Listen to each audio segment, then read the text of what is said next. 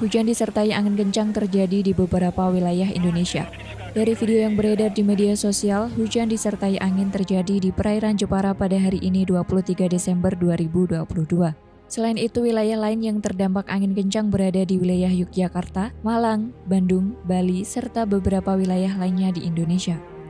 Dari video yang beredar, angin kencang ini mengakibatkan beberapa pohon di pinggir jalan tumbang, serta gelombang air laut yang tinggi.